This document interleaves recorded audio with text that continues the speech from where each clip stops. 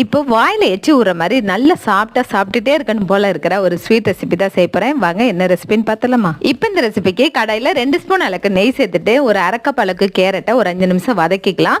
இப்போ இந்த கேரட் வதங்கினதுக்கப்புறம் ஒரு 3 ஸ்பூன் அளவுக்கு வெள்ளை ரவை, அது கூட ஒரு 2 ஸ்பூன் அளவுக்கு கோதுமை மாவு சேர்த்துட்டு நல்லா மிக்ஸ் பண்ணி விட்டுக்கலாம்.